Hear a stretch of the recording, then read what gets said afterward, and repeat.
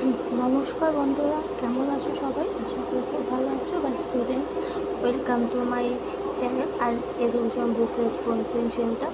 আজকে আমি তোমাদের লাস্ট কিছু কোশ্চেন করাবো, যে কোশ্চেনগুলো বাকি যে পার্ট 6 নম্বর পার্টে এই কোশ্চেনগুলো খুব সুন্দর ইম্পর্টেন্ট কোশ্চেন। তোমরা প্লিজ চট করে খাতায় নোট ডাউন করে নাও।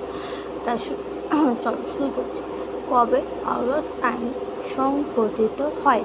1919 সালে আওয়াজ আইন সংশোধিত হয়।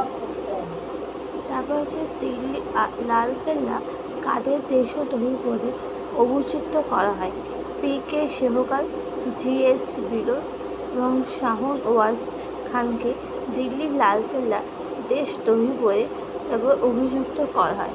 নেক্সট কোশ্চেন, কত খ্রিস্টাব্দে নৌবিদ্রোহ ঘটে? কারা এই বিদ্রোহ শুরু করেছিল?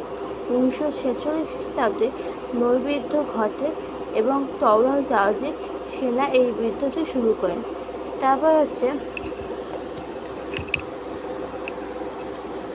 হচ্ছে যে কে জালানাবাদ হত্যাকাণ্ডের জন্য কোন উপাধি ত্যাগ করেন? রবীন্দ্রনাথ ঠাকুর জালানাবাদে হত্যাকাণ্ডের জন্য স্যার উপাধিতে ত্যাগ করেন। চৌরচিরা গ্রামে কোন জেলায় অবস্থিত? গোরখপুর, উত্তরপ্রদেশ, গোরখপুর। স্বরাজ দল কে গঠন করেন? চিত্তরঞ্জন দাস, মতিলাল নেহেরু। খান আব্দুল গফর কাদের বাহিনীর নাম কি ছিল? খুদাই মির খিদমতগার নাম কি ছিল? তা বন্ধুরা, এখানেই শেষ করলাম।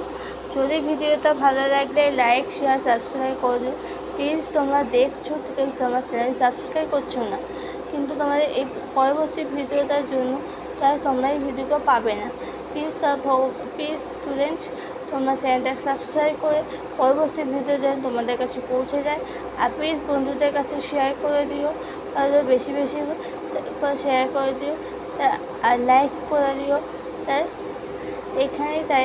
আজকের মতো এখানেই ভিডিও এন্ড করছি।